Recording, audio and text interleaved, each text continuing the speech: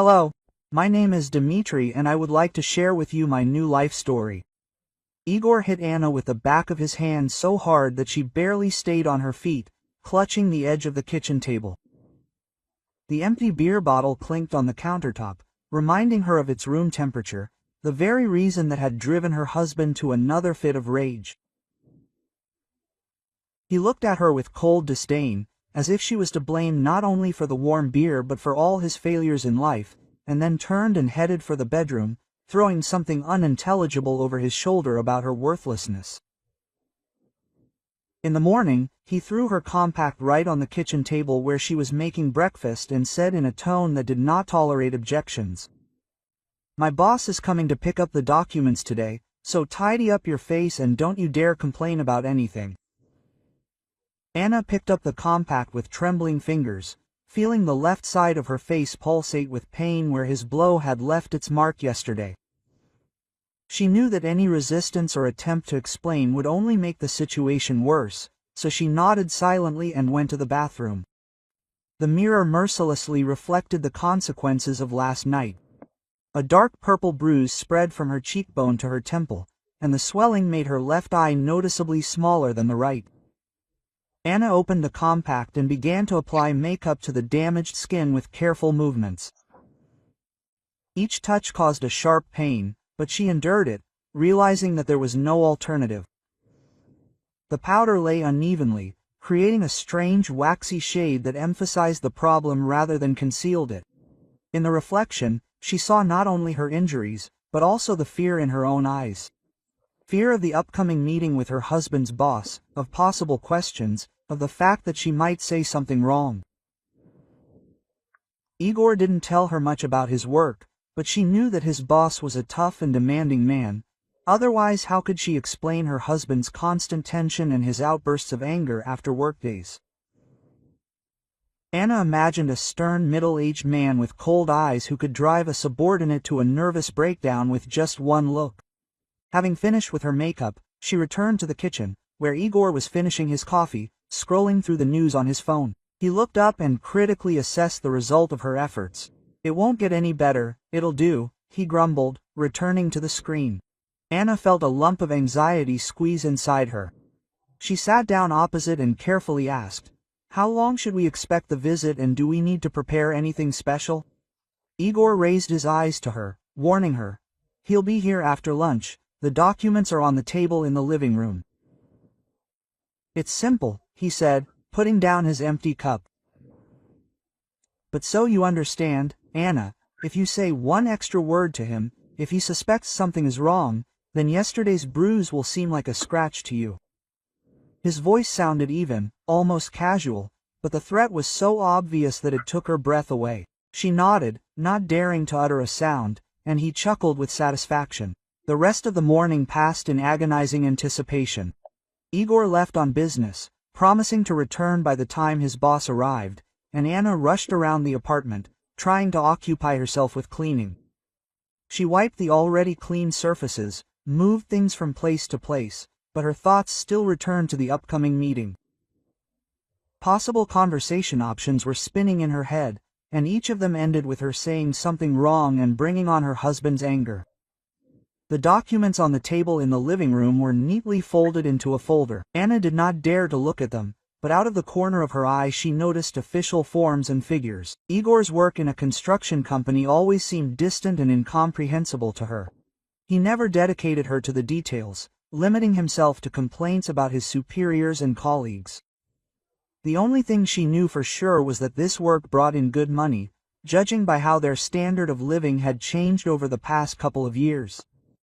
Around 3 o'clock in the afternoon, the doorbell rang. Anna shuddered, although she was expecting this sound, and hurried to open it. Igor had not yet returned, but she remembered his words about the boss possibly arriving earlier. Looking through the peephole, she saw the silhouette of a tall man in a dark suit. Her heart beat faster with excitement, and she took a deep breath and turned the lock into her lungs. The door opened, and Anna saw a face she had never expected to see. Maxim was standing on the threshold, as tall and stately as in her memories, but older and more mature. His dark hair was neatly trimmed, and in his eyes there was the same kindness that she remembered from school. For a moment, time seemed to stop, and they just looked at each other, unable to believe this meeting. "Anna," he whispered, and there was surprise and something else she couldn't quite place in his voice. She wanted to answer, but her voice caught in her throat. Maxim was her first love, her classmate, whom she had dated in her senior year. Back then, it seemed like they would be together forever, but life had taken them to different cities and universities. They had lost touch many years ago. And now he was standing on the threshold of her house, like her husband's boss. Maxim's gaze slid over her face and stopped on her left cheek, where the powder couldn't completely hide the dark spot under her eye. His expression changed instantly. Kindness and surprise were replaced by a cold fury that made the muscles in his jaw tense. He was silent for a few seconds, studying her face with such attention that Anna instinctively took a step back. In his eyes, she saw the same expression she remembered from childhood, when he stood up for her against school bullies. Quote, "Who's there?" Igor shouted from the depths of the apartment, and the sound of his steps approached the hallway. Anna felt her insides shrink with fear. She didn't know how to explain to her husband that she knew his boss without violating his strict prohibition to say anything unnecessary. Maxim seemed to understand her state and shook his head slightly, making it clear that it was better to keep silent about their past acquaintance for now. His face acquired an official expression when Igor appeared from the corridor. Quote, "Hello, Igor Valentinovich," Maxim said in a tone that lacked any warmth. Maxim Sergeyevich Volkov, the new head of the financial department. Igor visibly tensed up after hearing the introduction, and Anna realized that he had not expected this particular person to visit. Her husband extended his hand to shake, but Maxim only lightly touched it with his fingertips, as if not wanting any unnecessary contact. An awkward silence hung in the air, which Igor tried to relieve with a strained smile. "Please, come in, the documents are ready," Igor said, letting the boss go ahead and throwing a warning glance at his wife. Anna obediently headed to the kitchen, but she felt Maxim's gaze following her. In his eyes, she read not only anger because of the bruise on her face, but also something else, some kind of determination that simultaneously frightened and inspired hope. She began to make tea, although no one asked for it, just to keep her hands busy and not to betray her excitement. Muffled voices could be heard from the living room. Maxim spoke evenly and businesslike, asking questions about projects and financial reports, and Igor answered with noticeable nervousness. Anna heard the rustling of papers, her husband trying to explain something, but Maxim's voice remained cold and formal. There were occasional pauses in the conversation, during which she felt that her boss was studying her husband as carefully as he had studied her face at the threshold. Half an hour later, the conversation in the living room died down, and footsteps were heard. Igor walked Maxim to the exit, saying something about deadlines and additional documents. Anna looked out of the kitchen and saw Maxim putting folders in a leather briefcase, without taking his eyes off her husband. There was some special thoroughness in his movements, as if he was memorizing every detail of what was happening. Igor nervously adjusted his tie and nodded, agreeing with the boss's demands. "I will need to look over all the financial documents for the last 2 years again," Maxim said, buttoning up his briefcase. "Of particular interest are the costs of materials and contractors for the Sadovaya project." Igor turned noticeably pale at the mention of that address, and Anna saw his hand tremble as he reached for the door handle. The air was thick with tension that could have been cut with a knife, and she realized that there was more going on between these two men than just a business meeting. "Goodbye, Igor Valentinovich. I'll be expecting you at the office by 9 a.m. tomorrow," Maxim said, heading for the exit. His gaze met Anna's for a moment, and she saw so much pain and sympathy in his eyes that she could hardly hold back her tears. There was more understanding and warmth in that short glance than she had received from her husband in all the years of their marriage. Maxim nodded slightly to her and left, leaving behind a light scent of expensive Adicolin and a feeling of change in the air. Igor slammed the door and leaned his back against it, breathing heavily. His face was wet with sweat, and there was a fear in his eyes that Anna had never seen before. He stood silently for a few minutes, clearly trying to pull himself together, and then slowly turned to his wife. In his gaze she saw suspicion and anger that made her heart beat faster with anxiety. Something in the behavior of the new boss greatly alarmed him, and she was afraid that he would begin to blame her for it. "I'm going out on business, I'll be late," he said, grabbing his jacket from the hanger. "If anyone else calls or comes, don't let anyone in and let me know right away." His voice sounded tense, and Anna realized that the meeting with Maxim had seriously worried him. He left without saying goodbye and slammed the door so hard that the twigs in the windows shook. Anna was left alone in the apartment, where the smell of her husband's fear and the memory of Maxim's warm gaze still hung in the air. She returned to the kitchen and sat down at the table, trying to comprehend what had happened. The meeting with Maxim had turned her entire understanding of today upside down. The boy she had loved at school had become a man who was now her husband's boss. He saw the bruise on her face and understood what she had never told anyone. In his eyes, she read not only sympathy, but also some kind of determination that was both frightening and empowering. Hope that her life could change. The phone rang an hour after Igor left. Anna looked at the screen and saw an unfamiliar number. She hesitated for a few seconds, remembering her husband's words about not letting anyone in, but curiosity got the better of her. Quote, "Hello," she said carefully and heard a familiar voice that made her heart beat faster. "This is Maxim, you can talk." Anna looked around, although she knew that she was home alone, and quietly answered, "Yes, Anna, I need to tell you something." "It's very important," he said in a serious tone. "What I saw on your face today and what I know about your husband from work, this cannot continue. Tomorrow morning he will be arrested on suspicion of large-scale embezzlement, and you must be prepared for this." Maxim's words sounded like a bolt from the blue, and Anna felt the earth slipping from under her feet. She squeezed the phone so hard that her knuckles turned white, trying to comprehend what she had heard. Like this video so that YouTube knows you are interested in video stories like this one and recommends more quality stories. Maxim spoke calmly, but every word he said hit Anna like a hammer blow. Igor had been embezzling money from the company for over 2 years, creating effective contracts with contractors and inflating the cost of materials. The total amount of theft exceeded 4 million rubles. And the investigation has irrefutable evidence of his guilt. Anna listened, feeling the world crumble around her, and tried to comprehend the scale of what her husband was doing. She never wondered where the money for expensive furniture, appliances, and her new fur coat came from. Quote, "Remember how your life has changed over the past 2 years, Maxim continued. A new car, renovations in the apartment, expensive purchases. All this was paid for with stolen money." Anna looked around and really saw her house with different eyes. The plasma TV on the wall, the leather sofa where Maxim was sitting today. Expensive kitchen appliances. All of this had appeared gradually, and Igor explained the purchases by bonuses and successful projects. Now she understood that she lived in a house built by stealing money, and this realization made her feel physically ill. "Anna, you must understand that when he is arrested, an investigation will begin, and you will be interrogated too," Maxim said carefully. "The investigators will want to find out whether you knew about your husband's crimes. Whether you participated in money laundering." Her hands shook so much that she could barely hold the phone. The thought that she could be accused of complicity horrified her. She really knew nothing about Igor's machinations.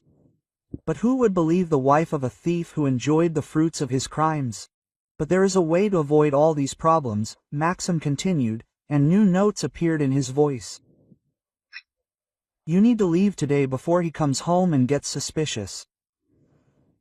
I have friends in another city who will help you get settled, find a job and a place to live." Anna was silent, trying to digest what she had heard. Maxim's offer sounded like salvation, but at the same time it required her to make a decision she was not ready for. To leave everything and leave with a man she had not seen for many years, to trust him completely. Quote, "What if I stay and tell the investigation everything?" she asked quietly. "What if I become a witness against him?" Maxim was silent for a few seconds, and she heard him sigh heavily. "Anna, have you seen what he does to you over warm beer?" he said finally. "Imagine what will happen when he understands that you can send him to prison for many years. He will stop at nothing to make you keep quiet or get rid of the witness altogether." These words sounded like a sentence, and Anna realized that she really had no choice. Quote, "I need time to think," she whispered, although deep down she already knew the answer. "We don't have time," Maxim answered. "He can come back at any moment, and tomorrow morning it will be too late." "Anna, I know that we haven't seen each other for many years, and you don't have to trust me, but I can't calmly watch what is happening to you." In his voice, she heard the same sincerity that once made her fall in love with him. Even after years of separation, he was ready to help her without asking for anything in return. Quote, "Where will we meet?" she asked, and heard Maxim breathe a sigh of relief. "In an hour I'll be waiting for you at the entrance to the park on Central, where our bench used to be," he said. "Take only the most necessary things. Documents, a few things. We'll buy everything else at the new place." Quote. Anna nodded, even though he couldn't see her, and felt something change inside her. For the first time in many years, she was making a decision on her own, without looking back at her husband's opinion or fearing his reaction. After Maxim hung up, Anna sat down on the sofa and tried to collect her thoughts. Around her was the house she considered hers. The things she was used to, the life that seemed familiar, despite all its horrors. But now she knew that all of this was built on lies and crimes, and she herself was not a wife, but a hostage to a man who would stop at nothing for his own benefit. The bruise on her face throbbed with pain, reminding her of what awaited her if she stayed. She got up and headed to the bedroom, taking a small sports bag out of the closet. It only fit the most necessary things: underwear, a couple of t-shirts, jeans, a warm sweater. From the documents she took her passport, marriage certificate, education diploma, and some cash that she kept in jewelry boxes. She didn't want to take anything else. Everything in this house now reminded her of years of humiliation and fear. In the hallway, she stopped at the mirror and looked at her reflection. A pale face with a poorly disguised bruise, frightened eyes, compressed lips. This is how she had been for the past few years. A woman who was afraid to breathe too much so as not to anger her husband, who walked around the house on tiptoe and flinched at every sharp sound. But today, something had changed. A spark of determination appeared in her eyes that had not been there for a long time. The sound of the keys in the lock made her heart jump with fear. Igor had returned earlier than she expected, and the bag with her things was still in her hands. She quickly shoved it behind the sofa and tried to take on a natural look, but her hands were trembling treacherously. The door opened, and the husband entered the apartment with a gloomy face and eyes reddened from alcohol. He looked at her carefully, and she realized that he suspected something. "What are you doing here?" he asked, taking off his jacket and throwing it on a chair. "Why such a strange look?" Anna tried to smile, but it was strained and unnatural. "I'm just a little tired," she answered, trying to keep her voice even. Igor came closer, and she smelled beer and cigarettes. His gaze was suspicious, and he knew she was angry, like he was before another attack of aggression. Quote, "And how did the meeting with the boss go?" He continued the interrogation. "What did you talk about? What did he ask?" There was barely restrained rage in his voice, and Anna realized that the meeting with Maxim had greatly alarmed him.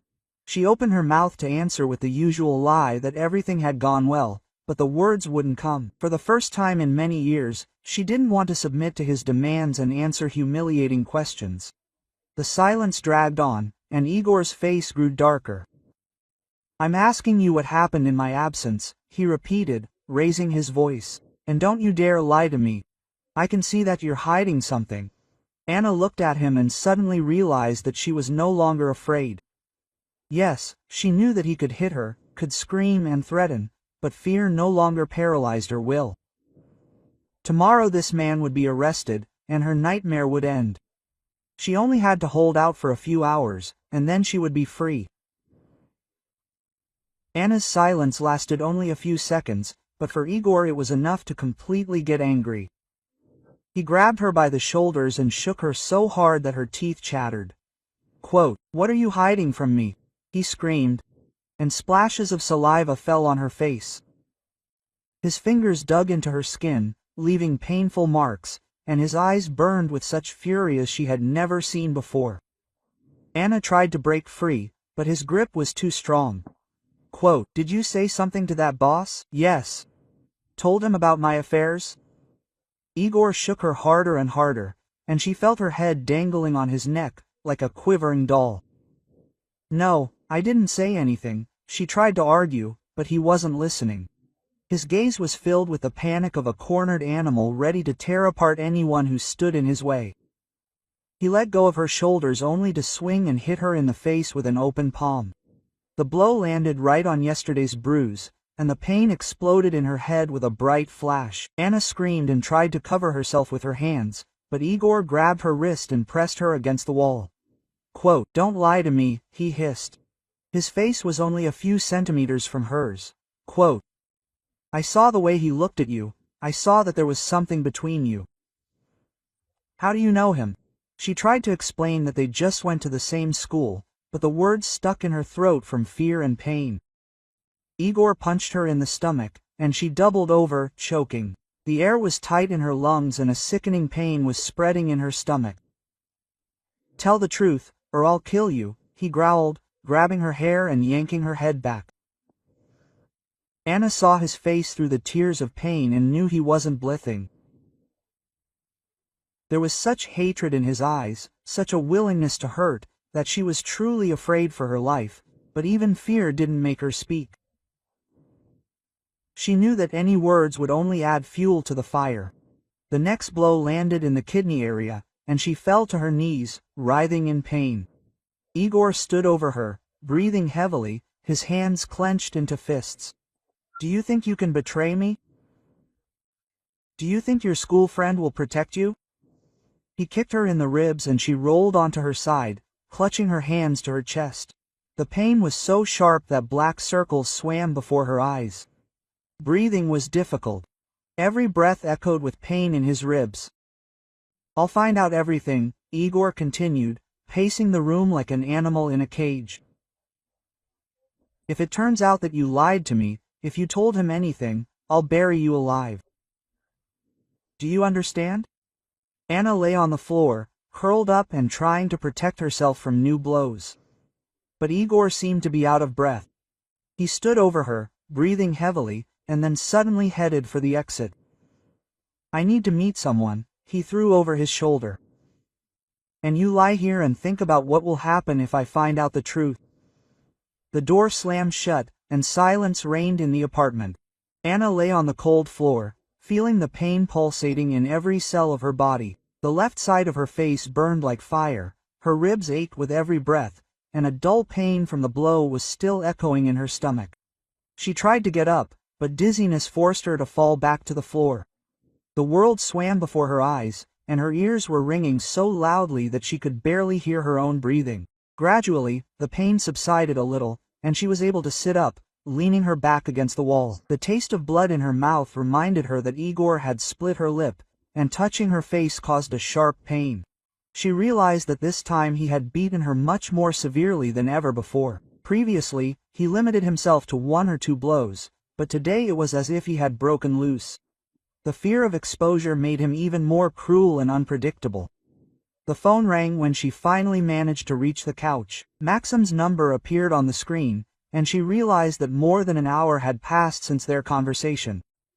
"Hello," she whispered, and her voice sounded hoarse and painful. "Anna, what happened?" Maxim immediately asked, hearing her condition. "Where are you? Is he home?" She tried to answer, but only a sob escaped her throat. The tears she had been holding back all this time finally gushed. "He beat me up," she admitted through her tears. "Harder than ever. I think he suspected something after your meeting." Maxim swore so quietly that she barely heard it, but there was such rage in his voice that it even scared her. "Where is he now?" he asked sharply. Anna explained that Igor had gone out to meet someone and did not know when he would return. "Okay," Maxim said. "I'm coming to pick you up right now. Be ready in 15 minutes. Quote. Anna struggled to get up from the couch and headed to the mirror in the hallway. The reflection horrified her. The left side of her face was swollen and dark purple. Her lip was split and bleeding, and there were tears in her eyes.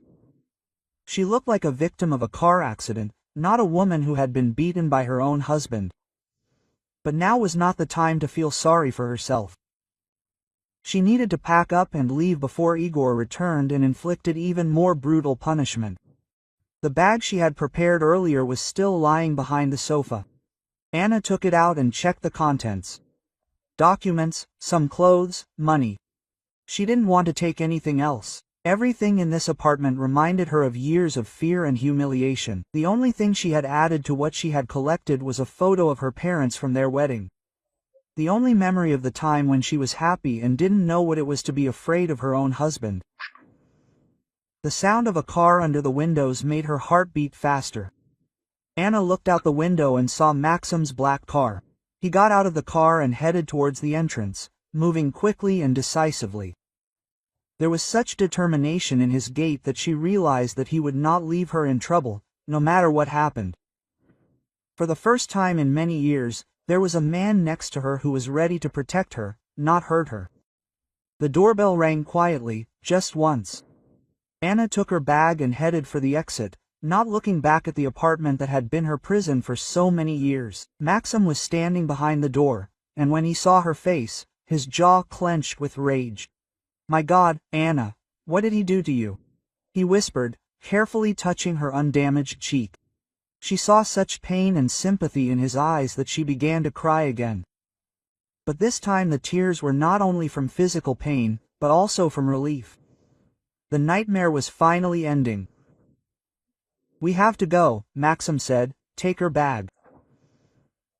If he comes back and sees that you are going to leave, even worse can happen." Anna nodded and followed him to the elevator. In the elevator mirror, she saw her battered face for the last time and realized that she would never allow anyone to treat her like that again. The elevator doors closed, cutting her off from her past life, and she felt something inside her change forever. It was warm and quiet in Maxim's car. He started the engine and drove out of the yard without saying a word. Anna leaned back in her seat and closed her eyes, feeling the tension gradually leave her body. For the first time in many years, she was safe. Next to her sat a man who would not hurt her, would not shout and threaten. A man who risked his career to save her from her criminal husband. If you like this story, subscribe to the channel so you don't miss new videos. Igor returned home around midnight, staggering from the alcohol he had drunk and the nervous tension. The meeting with his accomplices brought no relief. They also felt that the noose was tightening, and each thought only of his own salvation.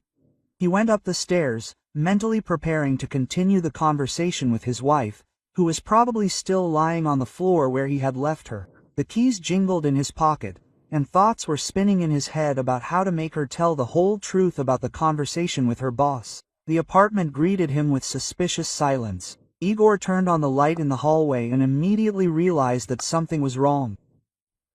The air was different, as if someone was airing the room. "Anna!" he shouted, heading for the living room, but there was no answer.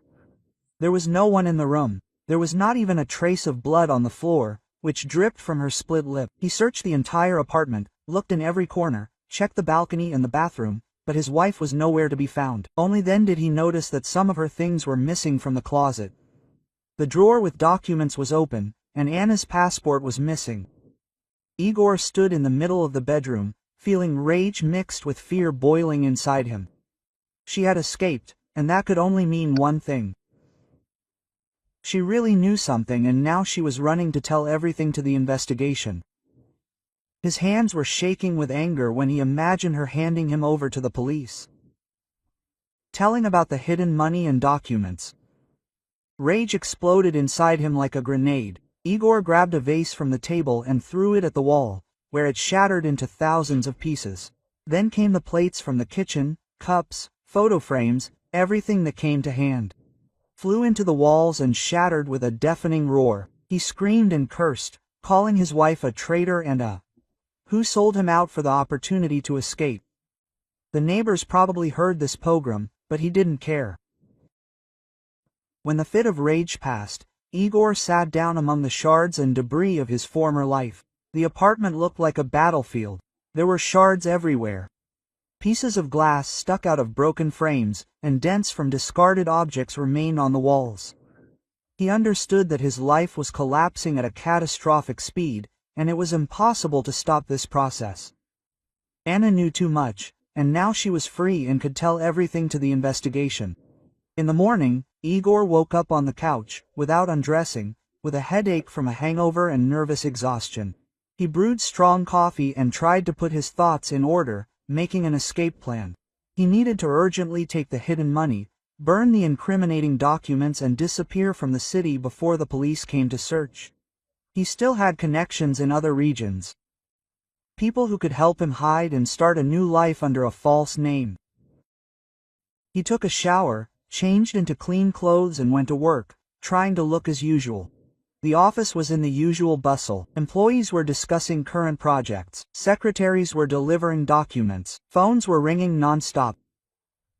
Igor sat down at his desk and tried to concentrate on work, but his thoughts kept returning to his missing wife and the possible consequences of her escape.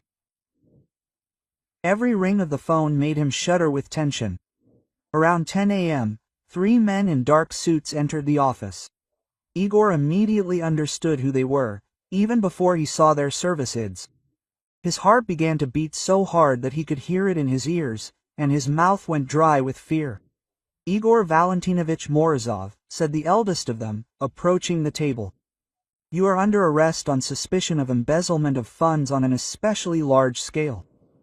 You have the right to remain silent and to request a lawyer. The handcuffs snapped onto his wrists with a metallic click that sounded like a sentence. Igor did not resist.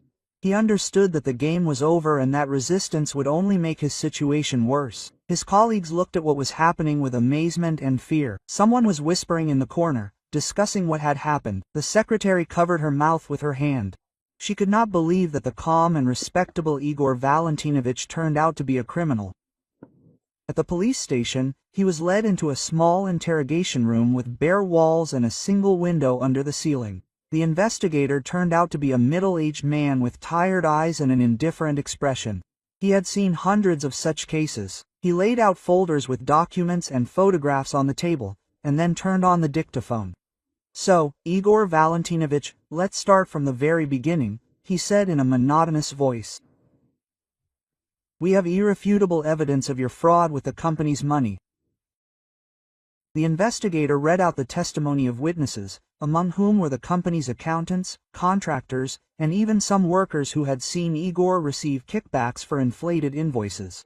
But the most terrifying moment for him was when the investigator opened a separate folder and said, Now let's talk about the testimony of your wife and Anna Sergeyevna. Igor felt the blood drain from his face, and his stomach tighten with horror. She really had betrayed him, telling the investigator everything she knew. Quote, Your wife told us about a hiding place with money in the wall behind the refrigerator, the investigator continued, leafing through the documents. She also told about a second hiding place in the garage, where they hid forged documents and seals. In addition, she provided testimony about the systematic use of physical violence against her, which was confirmed by a medical examination. Igor listened and could not believe that his own wife, whom he considered downtrodden and weak-willed, had managed to so thoroughly hand over. Quote, But how could she know about the hiding places? He asked, unable to contain himself. I never told her. The investigator chuckled and shook his head. You underestimated your wife, Igor Valentinovich. Women are very observant, especially when they live in fear. She saw you hiding money, heard your phone conversations, remembered the details. And most importantly, she is no longer afraid of you, because she is under the protection of the state. In the pre-trial detention center, Igor was placed in a common cell with 3 other prisoners. These were men of different ages, serving sentences for various crimes. But they were all united by their contempt for those who offend women. When one of the cellmates found out why the newcomer was arrested, the atmosphere in the cell immediately became tense. Quote, "So, he beat his wife," said the senior in the cell, a big guy with tattoos on his arms. "And we don't like people like that here." Igor remembered what happened next as a nightmare. His cellmates gave him an educational talk that was more like a brutal massacre. They explained to him the concept of male honor and how to treat women, backing up their words with blows and kicks.